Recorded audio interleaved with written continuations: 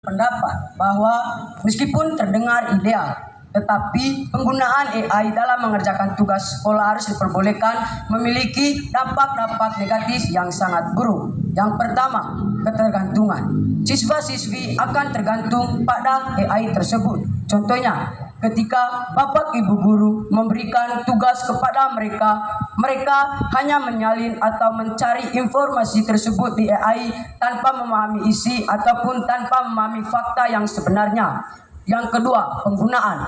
Tidak semua siswa menggunakan AI itu secara bijak. Ada yang menggunakannya secara keseluruhan, tidak mengambilnya sedikit demi sedikit dan memakai pikiran mereka, tetapi mereka mengambil semua jawaban yang ada di AI tersebut. Yang ketiga, jika AI akan dimasukkan ke dalam kurikulum SMP, jika AI harus diperbolehkan untuk mengerjakan tugas sekolah, bagaimana dengan buku-buku yang sudah ada di sekolah sebelumnya? Mungkin Bapak Ibu Guru menjelaskan materi yang sesuai ada di buku, tetapi jika mereka mencari informasi di AI mungkin ingin memberi berita hoax.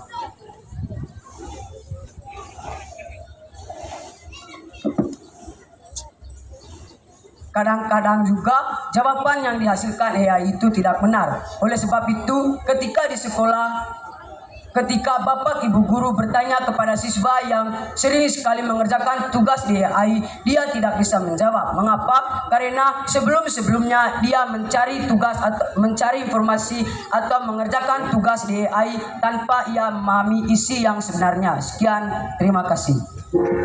Terima kasih.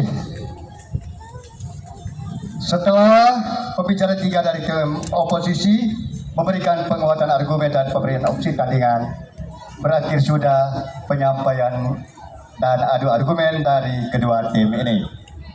Mari kita beri aplaus yang meriah buat kedua tim kita yang hebat ini. Sesi yang terakhir, ini sesi yang paling seru. Kita masuk pada interupsi bebas. Kedua tim masing-masing memberikan interupsi 2 kali dengan durasi waktu 4 menit untuk satu tim. Kita mulai. Pertama, kami beri kesempatan kepada tim afirmasi untuk memberikan interupsi bebas waktu 2 menit dari sekarang. Oke, baik sahabat, Anda mengatakan tadi bahwa Anda tidak memperbolehkan AI untuk mengerjakan tugas sekolah. Tetapi saudara, menurut laporan Future of Jobs Report dari World Economic Forum tahun 2023 menyatakan bahwa 80% pekerjaan pada tahun 2030 akan membutuhkan keterampilan menggunakan AI. Jadi, bagaimana nasib anak-anak yang Anda larang untuk menggunakan AI itu? Sahabat kami yang kami banggakan, meskipun 80% membutuhkan AI, tetapi kami berpendapat bahwa meskipun AI dibutuhkan dalam dunia kerja, tetapi jika hanya dibutuhkan sebagai alat bantu tanpa ada pikiran sendiri, bagaimana tanggapan saudari? Mohon maaf saudara, tetapi di dunia kerja sekarang itu membutuhkan di dunia kerja tahun 2030 itu membutuhkan keterampilan menggunakan AI. Anda melarang anak-anak untuk menggunakan AI, sama saja Anda menciptakan pengangguran di masa depan. Sahabat yang kami banggakan, memang AI pada zaman sekarang itu sangat dibutuhkan, tetapi setidaknya mereka menggunakan AI itu secara bijak dan bila mengerjakan tugas, mereka harus mengerjakan tugas tersebut hanya sedikit demi sedikit diambil dari AI dan yang lebih banyaknya dihasilkan oleh pikiran mereka sendiri.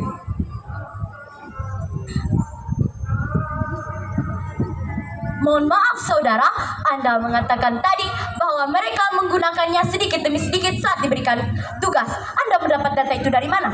Tidak mungkin Anda hanya menyimpulkannya sendiri, bukan? Saudari yang kami banggakan, Waktu selesai. Selanjutnya kami beri kesempatan kepada tim oposisi memberikan interupsi bebas. Waktu 2 menit dari sekarang.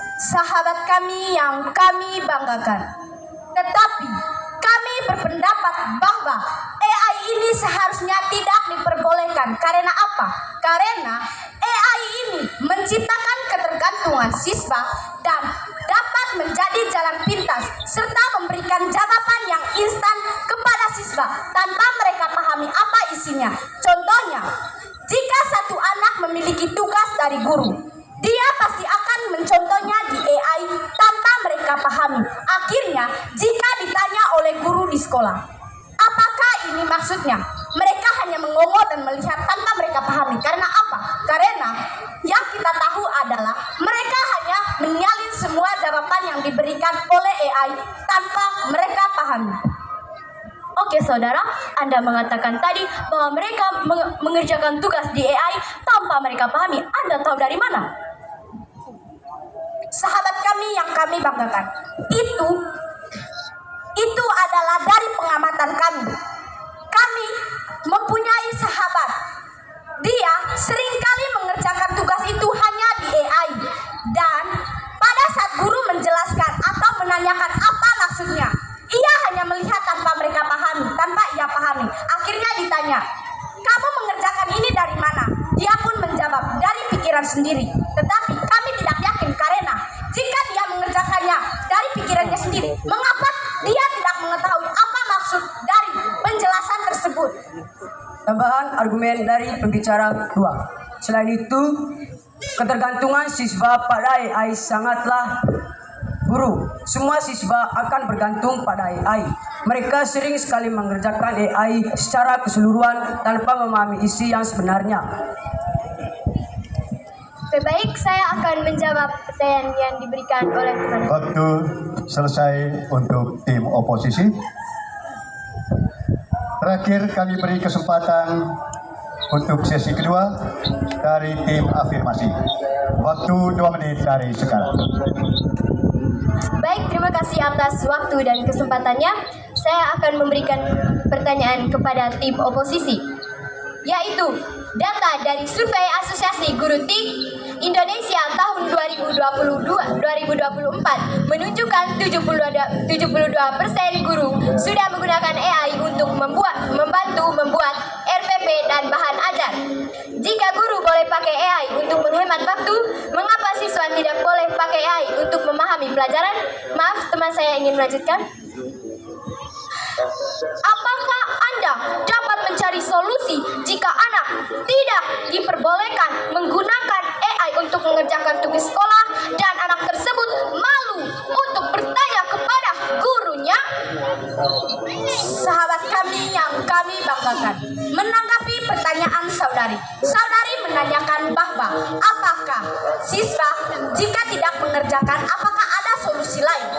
Kami memiliki solusi lain, yaitu seharusnya AI ini tidak diperbolehkan. Solusi lainnya adalah bisa saja siswa itu meminjam buku dari perpustakaan dan bisa saja guru memberikan kesempatan untuk diberikan buku dari perpustakaan, karena pasti mereka memiliki pikiran sendiri dan jika dikerjakan dari buku pasti mereka akan mendapatkan penjelasan dari buku tersebut dan pasti mereka akan memakai pikiran mereka sendiri dalam mengerjakannya tanpa adanya AI dan tanpa ada jalan instan untuk mengerjakannya. Tambahan argumen dari pembicara 2. Yang sahabat dari pembicara 1 tim afirmasi tadi menjelaskan berdasarkan data.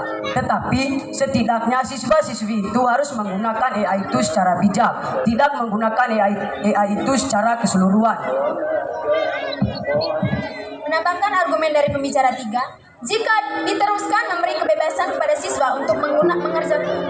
Waktu selesai.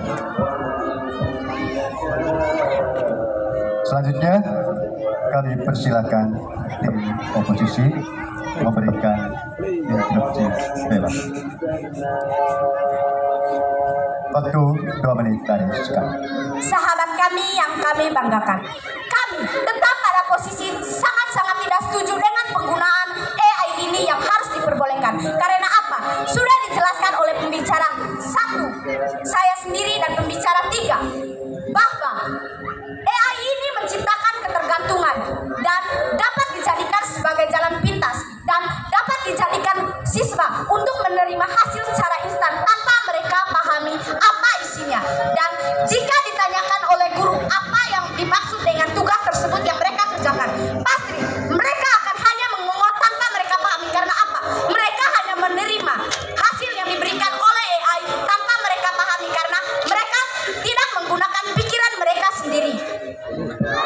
Tetapi saudara, Anda tadi sebelum berbicara seperti itu mengatakan bahwa menurut yang Anda lihat bahwa teman Anda pernah di posisi seperti yang Anda katakan tadi. Tetapi menurut yang kami lihat tidak seperti itu.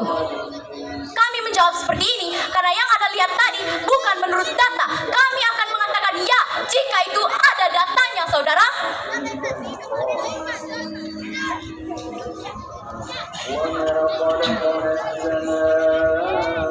Sahabat kami yang kami banggakan, meskipun itu tidak sesuai data, tetapi kami berpendapat bahwa itu juga dapat membuktikan bahwa AI ini hanyalah sekedar alat bantu digital tanpa mereka pahami dan siswa pahami. AI ini dapat membuat siswa ketergantungan pada teknologi yang sekarang dan membuat mereka tanpa mereka pahami mereka dapat nilai yang bagus, tanpa mereka pahami mereka dapat jawaban yang instan dan menjadikan AI ini sebagai alat pintas. Mohon maaf saudara, jika hanya memberikan pendapat saja, kami juga bisa memberikan pendapat. Jika tidak ada data, kami juga bisa memberikan pendapat. Waktu selesai. Mari kita beri aplaus yang meriah buat kedua tim hebat kita yang sungguh sangat luar biasa. Dengan berakhirnya tanggapan dari kedua tim oposisi dan afirmasi, berakhir pula sesi debat kita. Anak-anakku sekalian yang kami banggakan, kami sangat bangga dan menghargai setiap sudut pandang yang telah disampaikan, dan kami semua bangga karena kalian bisa bertukar ide dalam forum yang luar biasa ini. Terima kasih kepada Dewan Juri, terima kasih kepada kedua tim, terima kasih kepada kita semua yang telah mendukung kelancaran acara debat ini. Saya Rofinus Ahmad, mohon pamit dan undur diri. Kurang dan lebihnya mohon dimaafkan. Sekian dan terima kasih. Kedua tim dipersilakan untuk bersalaman. Di debat berikutnya lagi satu kali debat ini. Debat sebentar nih kalau